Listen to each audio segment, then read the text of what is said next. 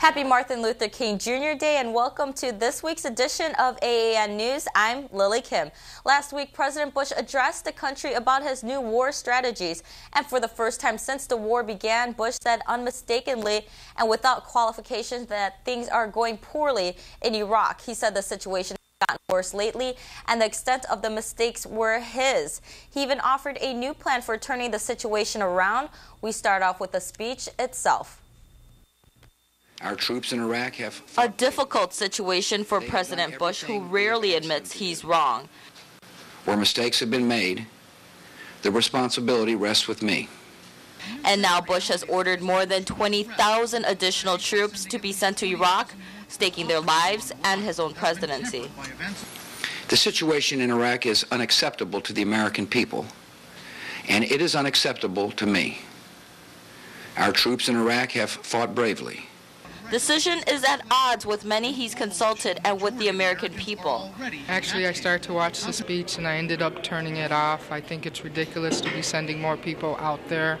I think it's time for them to come home. I think it's time that we took care of what we have to take here and stop going out and destroying other countries. I think that it's completely ridiculous, and I think he's messing up the lives of lots of young people. And that could have a future, and they've got to go to. They've got no other choice, and they've got to go to Iraq. Many critics are saying we've heard this before. I think Americans kind of want to see a positive result by now, and we haven't really seen anything, and the media isn't helping. So I think this is kind of like the last straw for a lot of people. We're like, okay, if this isn't going to work, then just cut everybody out. The president's Iraq plan gets many mixed responses. America and several European countries gave Bush a chilly reception, and many commentators said that they don't believe the agenda will succeed.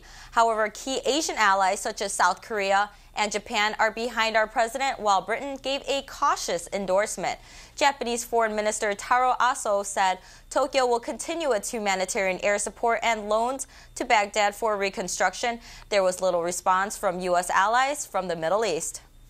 A racist remark made by a sports commentator on the score sparked criticism among Asian Americans. Mike North's slip of the tongue came at the same time his former high school was thinking about naming their baseball field after him. Now Sen High School had to think twice before making that leap. Our Elaine Lowe joins us with the details. Chinatown reported the largest drop in crime rates in the city thanks to surveillance cameras and a close-knit community. In a weekly meeting at the Chinatown Chamber of Commerce, the Chicago Police Department gave certificates of appreciation to those who helped make Chinatown safer. Our Ingrid Yanada files the report. Robberies in the Chinatown area are down more than 20% compared to last year. But the biggest difference is most felt on the Cermak and Wentworth intersection. Panhandlers dominated this area before this camera was installed. The camera on 22nd and Wentworth it's fantastic because 22nd and Wentworth we had as our highest calls for service, and it was to do with the panhandling on the public way and so on and so forth. Now we don't have any calls for that panhandling at 22nd and Wentworth, and as Officer Chan stated, it's kind of moved the panhandlers off of that public way because we've told them you're on camera. So that's been very, very positive. So the cameras worked in a very positive way. This leads to one conclusion: surveillance cameras can be a great tool to prevent crime, or at the very least help police identify the culprit. The stores, if they want to put a camera at their own shop, that would also help, because that is a very good move, because you can see from the result already. Posting signs like this one on the shop's front window can also help to prevent crime. Meanwhile, police officers Albert Choi and Mary Chan are working to get the city to install another camera in front of this Walgreens store on Cermak and Archer, an area that residents said needed to be watched. We have the ability to monitor the cameras, and if we know that there's something going on, or if we see or hear of something, if you see an increase in activity and you relay it to Mary and or Al, and they get it to either Commander Loading or myself, then we can go live inside the station and watch the cameras and have a crew out here, either Mary or Al, and actually take action. But we do that at irregular and unannounced intervals. We keep everybody guessing. We don't want to fall into a pattern and be predictable. Police met every week with community leaders at the Chinatown Chamber of Commerce, where they talked about their concerns and ways to build up their teamwork. On a lighter note, Chicago Police Commander Eugene Roy handed out certificates to community leaders and the media as a token of appreciation. And our very own Lily Kim earned the certificate that I accepted on her behalf. The certificate stated the city's gratitude for her news coverage that helped make Chinatown a safer place. Ingrid Yunada, AAN News. South Korea leads in high-tech education. UNESCO awarded the Korean government for its achievements in applying information and communication technology to public education. Korea was acclaimed for its project, Cyber Home Learning Systems for Primary and Secondary Students. Its purpose to reduce the gap in the quality of education by consolidating online database that is accessible to everyone. The ministry has also provided more than 8,000 repaired personal computers to 17 developing countries and invited 800 foreign educators from 21 countries to Korea for education training sessions. Last Saturday, the whole nation celebrated one of its newest holidays, Korean American Day. Chicago celebrated for 3 days from Skokie to the Daly Center, but we start off at the first day celebration at Northeastern University. The celebration began with a screening of a documentary called Arirang. It's about a documentary of Korean American immigrants in the United States. How did you feel watching this movie? I felt very proud of those immigrants, that they worked hard. They really wanted education for their boys and girls, and they struggled from here for freedom for Korea, from the Japanese as well. January 13, 1903, 102 pioneer immigrants sailed to America. United States President has proclaimed January 13 as a Korean American Day. Yeah, I think it's an honor to be here for our culture and everything. The day is to pay tribute to the first Koreans and to promote the understanding of the Korean culture and heritage. Korean American Day invites those from all over to learn of fashion, entertainment, and feast on Korea's traditional dishes. President of the Institute of Korean Cuisine, Esther Won, even gave a food demonstration. I think Korean American Day is a joyous, celebrative occasion for the Korean Americans in the United States. And after 100 years later, many achievement has been accomplished by the Korean American community. And I think for the second American dreams, and also for the Korean Americans in second generations who's achieving many great achievements in the United States. We are looking forward to see that in the near future. And we hope to join these celebrative occasions for many, many years. And also it is a delight to see that nationwide, from New York to Hawaii, LA, to all over places, the Korean American will be joining for such wonderful celebrative events. So we are looking forward to it. Kimball's Brown Line station is now back in business. Last week, CTA President Frank Cruzy visited the station before it reopened on Friday.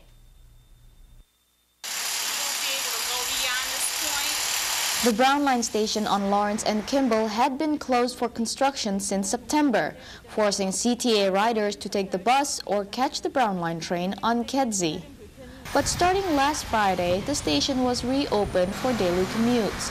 Beginning at 4 a.m., Kimball Station and the Brown Line will reopen to our customers. We still have a lot of work to do, but we were committed to get this open in 4 months from the time we closed it. Work will continue at that stop, but the station will remain open to customers. Construction on the Kimball stop is part of the Brown Line's massive expansion project that won't be done until 2 more years. The whole process won't be done until the end of 2009. But when it's done, we'll have new modern stations and more capacity, so we'll be able to accommodate all the people who want to use public transit. Ingrid Yanada, AAN News. Still to come, find out how a cup of tea can keep your doctor away. Plus, we'll take you to a special Tibetan celebration, and stay tuned for the Bears and Seahawks showdown. American couples will face a tougher time with China's new rules on adoption. The changes would make it harder for overweight and single applicants to adopt a child, but China's Center for Adoption Affairs said it would help secure their children's well-being and speed up the adoption process for couples who did meet the criteria. Meet Laura and Michael Casper, a couple who's halfway in the process of adopting a child from China. With steady jobs as lawyers, healthy and well within the age range, this couple shouldn't have a problem with adopting a child. Oh, I want her to love me to death. I think the bonding for the parent probably starts emotionally a little bit earlier, you know, because we're waiting for her. Waiting is part of the adoption process that costs around $15,000. And with China's new adoption rules, many families like the Caspers may face a longer waiting time.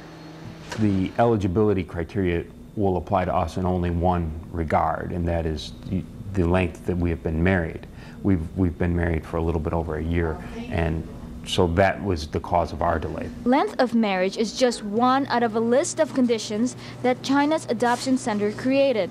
Conditions that will go into effect May 1st. We are trying desperately to make it before May 1st. The most sort of unsettling thing about all of this for us is that there's so much that's not in our control that will be dependent on this deadline. So, you know, you have to get fingerprint processed from the federal government and from the state government, and there's all these different moving parts that all have to be collected, and when there's a sort of deadline, it's a little nerve-wracking to know that it's not something you control anymore. We've done everything we can do, and now we just have to wait, and hopefully everything will come back in time. Adoption applications received in China after that day would be subjected to the new rules favoring couples who are healthy, wealthy, and no older than 50 years of age. I don't have a criticism of the program, but I think that China has a right to set their policy. In the last few years, the number in the waiting families has just really almost doubled or tripled. So there's an enormous amount of applicants. And based upon that, and in response to certain guidelines and what China feels is best for and is most strictly adheres to the China laws and the U.S. laws and what they feel would be best for the children and to find the absolute best families for the kids, they've decided to have some guidelines that are now put out. China is the #1 source of foreign-born children adopted by Americans. Just last year, more than 6,000 visas were granted to Chinese orphans.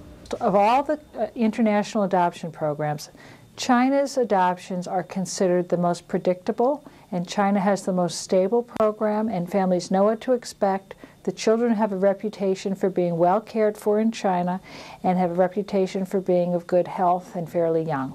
Some families are scrambling to get their papers in before the May 1st deadline so they can get the little angels from China. But for the families who didn't meet the criteria, there is another way.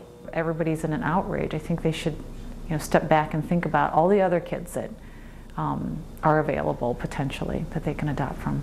They can certainly choose to adopt from other countries. They can also choose to adopt the children here in the United States as well. So there's terrific programs throughout Chicago and throughout the country that can help people to adopt domestically or in any large number of international countries. So far, South Korea and China are the 2 countries with these restrictions, and there's no telling whether other countries will follow.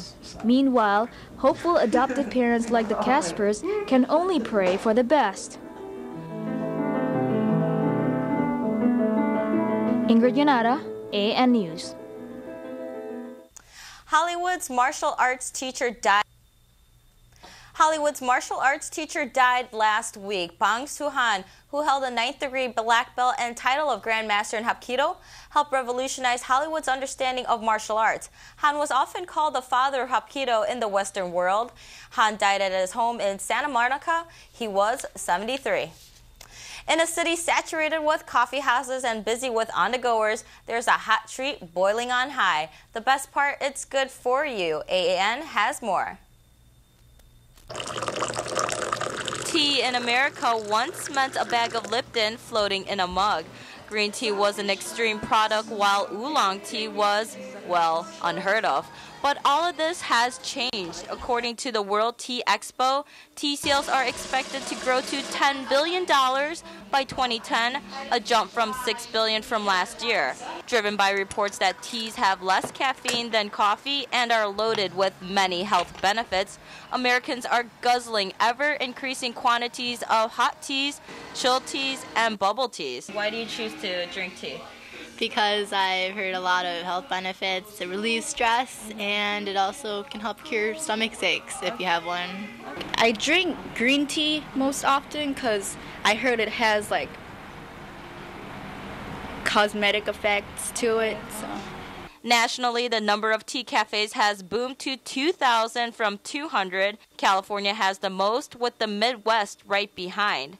And for most tea drinkers, it's the difference they see and feel than drinking a cup of joe. I don't drink coffee because I heard it stomach's gross. They start to really rely on coffee to get through the day, and I wouldn't want to be like that. Chicago and D.C. are the first to get their hands on Sprint WiMAX. The next generation wireless network will be faster than today's cell phone networks and will support more electronic devices. Sprint is still on track to reach 100 million people by the end of the year. The company said LG would develop an infotainment device. Other manufacturers such as Samsung are developing tiny computers and other mobile devices that will operate on WiMAX networks. The Art Institute of Chicago is home to one of the finest collections of art in the Western Hemisphere. And at the Downtown Museum, you'll find over 35,000 pieces from all parts of Asia.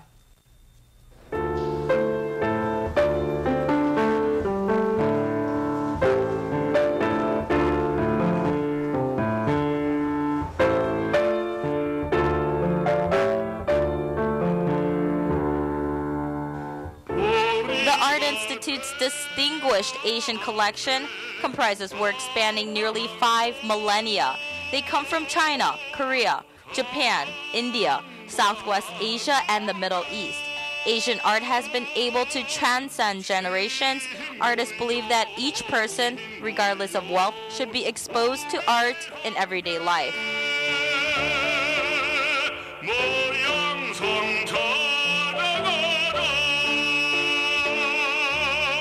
And the newest, most ambitious event ever to take place at the Art Institute, the Silk Road Project. Throughout the celebration that will last till October of this year, AAN will cover the array of performances and exhibits. To learn more of the incredible journey of discovery, head to the Art Institute or visit www.silkroadchicago.org. Far from their motherland, Tibetans in Chicago gathered to showcase their rich culture and traditions in front of hundreds. At Loyola University, dozens of children entertained in a spellbinding performance called Tashi Delek.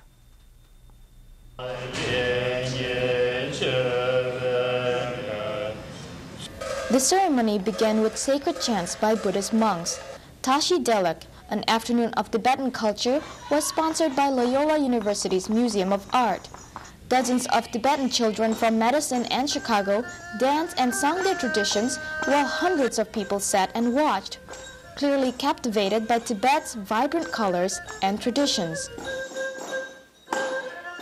In the construction workers' dance, the performers stomped the ground using a wooden pole called bakdo.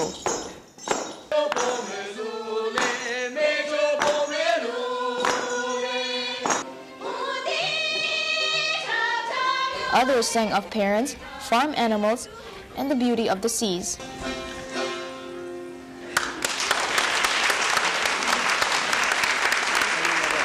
In this dance, 2 Tibetan girls showed off their skills in a match. The girl who's most flexible wins.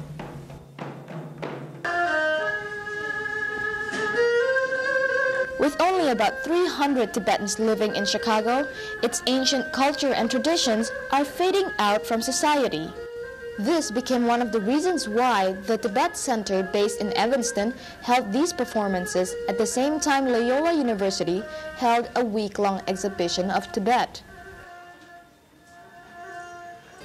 Later, the people got to try Tibetan dumplings called momos. And when it's done, the monks close the ceremony the same way they began, in sacred prayers and chants. Ingrid Yanada, AAN News. Now our Elaine Lowe brings us to Soldier Field for the complete coverage of the Bears and Seahawks playoff game. With Robbie Gould's 49-yard field goal in overtime, the Bears edged their way into a 27-24 win over the Seattle Seahawks and into Chicago's first NFC Championship game in almost 20 years. What does it feel like knowing you're probably not going to have to pay for a meal or a drink in Chicago for a very long time? Oh man, it's just exciting to win. It really is. Today the team played great, and we battled. Seattle played awesome. You got to tip your hat off to them because they gave us a game. They played really hard, and it was fun to watch and fun to be a part of. Bears fans were richly rewarded after a roller coaster game that left everyone, including the Bears themselves, waiting to exhale. So like a monkey off our back, finally got that W. So you're now the worst 14-3 team in the league? I don't care what we are. We're going to the NFC Championship. That's all that matters to me. Robbie made a big kick. Rex stepped up today, and just a good team effort for us. And setting the entire stadium into a frenzy, the crowd cheered the Bears on to victory in what can only be called a team effort. It was one of those things where we just kept fighting, and our crowd, even though we're tired, our crowd did a great job of giving us energy, kind of like a 12th man out there, and we fed off them, and we fed off each other, and I think we're all playing for each other. I don't think it was anything where any one guy was looking to do anything. We all just stuck together, and we knew we were going to win the game if we just continue to stick to our guns. You seemed, after the game, you just ran to the crowd. What was your reaction after the game? Like, if any other player, I was watching you, and you just, ran to the crowd, and you were going crazy. I think that's just my way of thanking the fans for coming out supporting us, despite what everyone says, whether it's 10 below or 90 degrees, we have the best fans in the NFL, and that was just my way of saying thank you, and I appreciate everyone coming out supporting us. Cedric, how electric was the stadium during overtime and afterwards? Have you ever felt a feeling quite like that? I mean, you've played huge games before, but... Yeah, that was big time. I mean, you could tell from the fans' point of view that it was a playoff game. It was a game much bigger than just a regular season game, and they came along real well and backdooring us. In all your years playing for the Bears, have you ever felt the stadium this electric? No. It was great last year, but I kind of felt like we let the fans down. We let ourselves down, let our coaches, the organization down. But today was great. It was great to come out and win. And I don't know what I'm gonna do. I don't know. I might cry on the way home. I don't know. And the feeling at this stadium will be even more electric next week when the Bears take on the New Orleans Saints. Winner goes to the Super Bowl. From Soldier Field for AAN News, I'm Elaine Lowe. Thank you for choosing AAN, your Asian news leader. Watch our rebroadcast Tuesday mornings at 8 and tune in next Monday night for an exclusive glimpse at the Chicago Symphony Orchestra, and we'll take you to the movie screening of The Tragic Tale of Andrew Saw. I'm Lily Kim. Thank you and see you next time.